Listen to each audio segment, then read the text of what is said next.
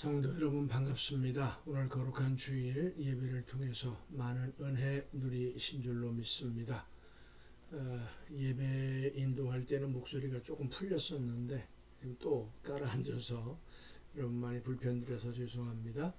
오늘 우리가 함께 은혜를 나눌 본문 말씀 신약성경 히브리서 7장 1절부터 10절까지에 있는 말씀입니다. 히브리서 7장 1절부터 10절까지에 있는 말씀 봉독합니다. 이 멜기세덱은 살렘 왕이요 지극히 높으신 하나님의 제사장이라. 여러 왕을 쳐서 죽이고 돌아오는 아브라함을 만나 복을 빈 자라. 아브라함이 모든 것의 10분의 1을 그에게 나누어 주니라. 그 이름을 해석하면 먼저는 의의 왕이요 그 다음은 살렘 왕이니 곧 평강의 왕이요 아버지도 없고 어머니도 없고 족보도 없고 시작한 날도 없고 생명의 끝도 없어 하나님의 아들과 닮아서 항상 제사장으로 있느니라. 이 사람이 얼마나 높은가를 생각해보라. 조상 아브라함도 노량물 중 10분의 1을 그에게 주었느니라. 레위의 아들들 가운데 제사장의 직분을 받은 자들은 율법을 따라 아브라함의 허리에서 난 자라도 자기 형제인 백성에게서 10분의 1을 취하라는 명령을 받았으나 레위 족보에 들지 아니한 멜기세덱은 아브라함에게서 10분의 1을 취하고 그 약속을 받은 그를 위하여 복을 빌었나니 논란의 여지 없이 낮은 자가 높은 자에게서 축복을 받느니라. 또 여기는 죽을 자들이 10분의 1을 받으나 저기는 산다고 증거를 얻은 자가 받았느니라.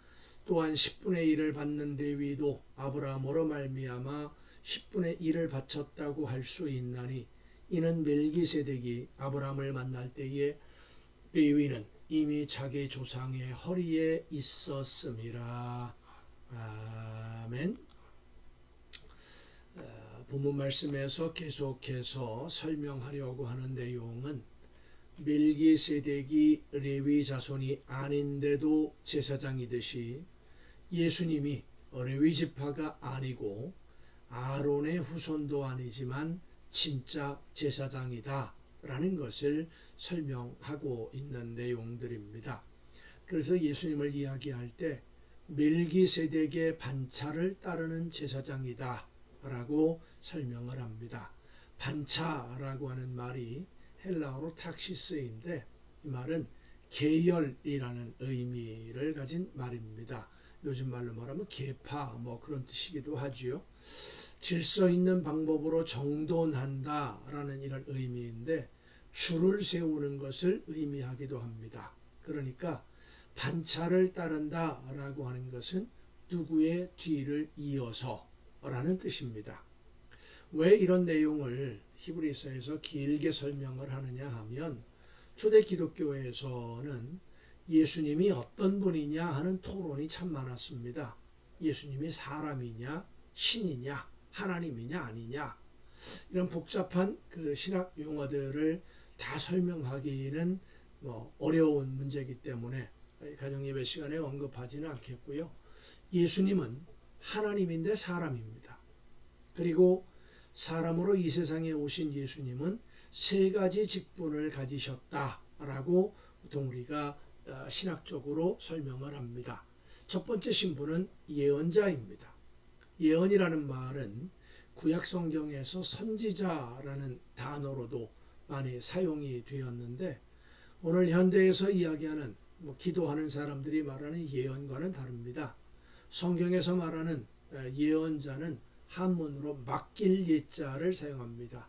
예금이라 할 때 쓰는 그런 예자지요. 하나님이 말씀을 맡긴 사람, 하나님의 말씀을 맡은 사람. 그래서 구약 성경의 선지자들을 이야기할 때 영어로 스피커라는 단어를 사용하기도 합니다. 두 번째로 예수님의 신분은 왕입니다. 모든 것의 주인이신 왕 중의 왕이신 예수님. 빌라도가 예수님을 재판할 때 네가 유대인의 왕이냐? 라고 물었었죠. 그때 예수님은 내 나라는 이 땅에 속한 것이 아니라고 대답을 하십니다. 하나님의 나라에서 왕이신 그리고 이 세상 모든 것의 주관자이시고 주인이신 예수님, 왕 중에 왕인 예수님을 말하고 있습니다. 세 번째 예수님의 직분이 제사장입니다. 하나님과 죄인들 사이에 중보자가 되시고 스스로 제물이 되셔서 예수님이 드린 제사에 동참하는 모든 사람들의 허물을, 죄를 다 용서받을 수 있도록 하신 진짜 제사장, 유일한 제사장이 바로 예수님이십니다. 이 세 직분은 모두가 다 기름 부음을 받음으로써 그 직무를 시작합니다. 예언자로 부름을 받을 때, 그리고 왕으로 즉위할 때, 제사장으로서의 직무를 시작할 때 기름 부음을 받아요. 이 기름 부음을 받은 자라는 헬라어가 그리스도라는 단어고요. 우리가 예수님을 부를 때 예수 그리스도라고 부르는 이유가 바로 여기 있습니다. 기름 부음을 받으신 예수라는 뜻이죠. 이 그리스도라는 말을 한문으로 옮긴 것이 기독입니다. 그래서 기독교 그러면 그리스도교하고 같은 뜻이죠. 문제는 유대인들이 예수님은 레위 지파가 아니고 아론의 후손도 아닌데 어떻게 제사장이 될 수 있느냐, 그것도 대제사장이 된다는 것을 유대인들이 받아들이지를 못한 것입니다.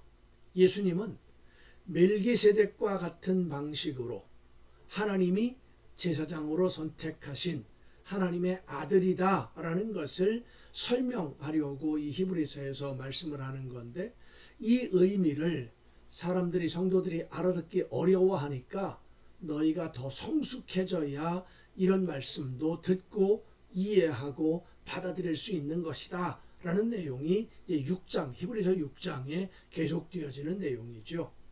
하나님이 선택하셔서 부르신 민족이 이스라엘인데, 이스라엘의 시작은 아브라함입니다. 그리고 아브라함에게 하나님의 복을 빈 사람이 멜기세덱이에요. 진짜 제사장만이 하나님의 복을 빌어줄 수 있는 자격이 있고, 하나님이 선택하신 진짜 제사장, 대제사장은 예수 그리스도 한 분뿐이시다 라는 것을 계속해서 설명하는 내용입니다.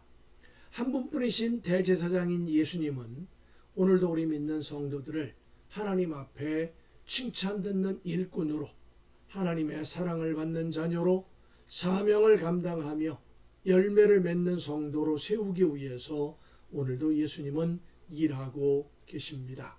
그래서 우리는 오늘도 기도할 때 예수님의 이름으로 기도하곤 하는 것이죠. 더 정확하게 표현한다면 우리의 중보자이시며 대제사장이신 예수님의 이름을 힘입어 기도하는 겁니다.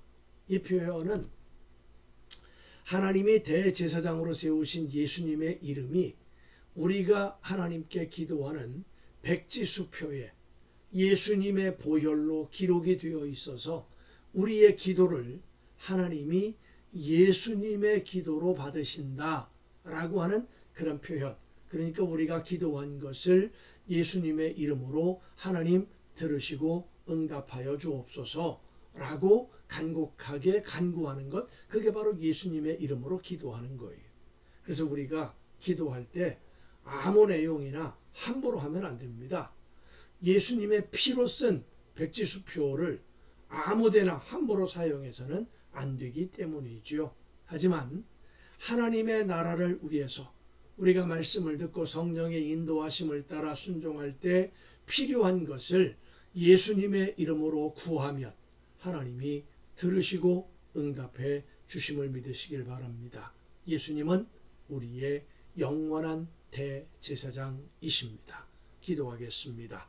오늘도 은혜와 사랑으로 연약한 저희들을 돌보시고 인도해 주시는 아버지 하나님, 우리의 대제사장으로서 자신을 제물로 드려 우리를 영원한 죽음에서 영원한 생명으로 옮겨주신 예수님을 생각하며 대제사장의 뒤를 따라 하나님이 기뻐하시는 일들을 열심히 감당해 나가는 우리 모두가 되게 하여 주시옵소서.